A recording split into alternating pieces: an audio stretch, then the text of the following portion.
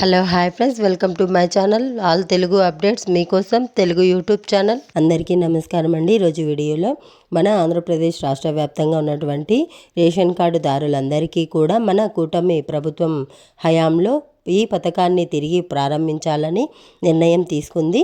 2014 నుంచి 2019 మధ్య పండుగలకు కానుకలు అయితే అందించారు. ఇప్పుడు కూడా రాష్ట్రంలో రేషన్ కార్డు కలిగిన ప్రతి కుటుంబానికి చంద్రన్న సంక్రాంతి మరియు క్రిస్మస్ కానుకలు, అలాగే చంద్రన్న రంజాన్ తోఫా పథకాలను తిరిగి ప్రారంభించేందుకు కసరత్తులు అయితే చేస్తున్నారు.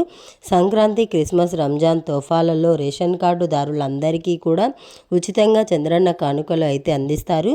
ఈ పథకానికి ఏడాదికి 5,300 కోట్లు చొప్పున 5 ఏళ్లకు 2,690 కోట్లు అదనపు భారం పడుతుందని ప్రాథమికంగా ప్రభుత్వం అయితే అంచనా వేసింది. చంద్రన్న సంక్రాంతి కానుక కింద ప్రతి కిట్లో గోధుమ పిండి, 1/2 కిలో శనగపప్పు, 1/2 కిలో బెల్లం, 1/2 కిలో కందిపప్పు, 1/2 లీటర్ పామాయిల్, 100 గ్రాములు నెయ్యి కార్డుదారులకు అందించాము. అలాగే క్రిస్మస్ కానుక కింద వీటిని అందించాము. రంజాన్ కింద ముస్లింలకు 5 కిలోల గోధుమ పిండి, 2 కిలోల చక్కెర, 100 మిల్లీగ్రాముల నెయ్యి కిట్లను ఉచితంగా అందజేశారు. 2019లో వైఎస్ఆర్పి ప్రభుత్వం అధికారంలోకి వచ్చిన తర్వాత వీటిని నిలిపివేశారు. ఇప్పుడు టీడీపీ కూటమి ప్రభుత్వం రావడంతో రేషన్ కార్డుదారులందరికీ కూడా మళ్ళీ చంద్రన్న కానుకలైతే అందజేస్తున్నారు.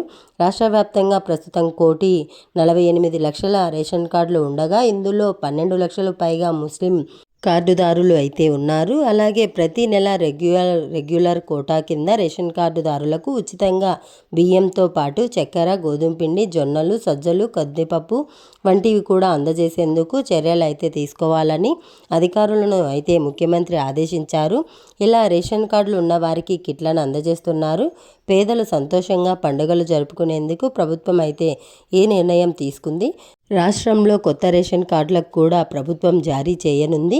రాష్ట్రంలో అర్హులైన పేదలందరికీ కొత్త రేషన్ కార్డులు మంజూరుతో పాటుగా ఇప్పటికే ఉన్న పాత రేషన్ కార్డు స్థానంలో కొత్త కార్డు ఇచ్చేందుకు కసరత్తు చేస్తుంది ప్రభుత్వం.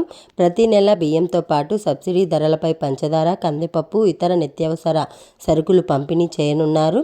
రాష్ట్రంలో ప్రస్తుతం ఉన్న 1,48,00,000 రేషన్ కార్డులు ఉంటే కేంద్రం వీటిలో 90 లక్షల రేషన్ కార్డులు మాత్రమే బీపీఎల్ కింద ఉన్నట్లు గుర్తించింది. వాటికి మాత్రమే ఆహార భద్రతా చట్టం కింద రాయితీ ఇస్తుండగా మిగిలిన 58 లక్షలకు పైగా కార్డులకు సబ్సిడీ ఖర్చునైతే రాష్ట్ర ప్రభుత్వమే భరించాల్సిన అయితే వస్తుంది. రాష్ట్రంలోని మొత్తం రేషన్ కార్డులకు ఆహార భద్రతా చట్టం పరిధిలోకి తీసుకోవాలని ప్రభుత్వం కేంద్రాన్ని అయితే కోరుతుంది. కొత్తగా పెళ్ళైన దంపతులకు, అన్ని అర్హతలు ఉన్న కుటుంబాలకు కొత్త కార్డులను మంజూరు చేయనుంది ప్రభుత్వం. మరోవైపు జాతీయ ఆహార భద్రతా చట్టం కింద కేంద్రం గుర్తించిన 90 లక్షల రేషన్ కార్డుల్లో 36,000 మంది కుటుంబాలు 6 నెలలకు పైగా రేషన్ సరుకులు తీసుకోవడం లేదని గుర్తించారు.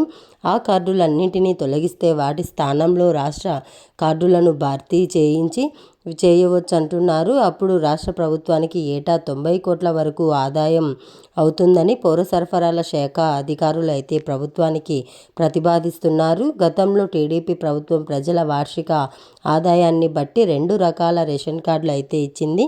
బీపీఎల్ పరిధిలోని వచ్చే పేదలకు తెల్ల రేషన్ కార్డు, ఏపీఎల్ కింద వచ్చే మధ్యతరగతి వారికి గులాబీ కార్డు అయితే ఇచ్చింది ప్రభుత్వం. తెల్ల రేషన్ కార్డులకు ఇచ్చే రేషన్ సరుకులపై సబ్సిడీ ప్రభుత్వం భరించగా, గులాబీ కార్డు ఉన్నవారికి క్వాలిటీ బియ్యం, కందిపప్పు, చక్కెర, గోధుమలు వంటి సరుకులైతే మార్కెట్ ధర కంటే తక్కువ ధరకు అందించనుంది. ఇది అప్డేట్ వీడియో నచ్చితే లైక్ చేయండి, షేర్ చేయండి, సబ్స్క్రైబ్ చేసుకొని ఫాలో అవుతూ ఉండండి. Thanks for watching. Thank you. Have a nice day.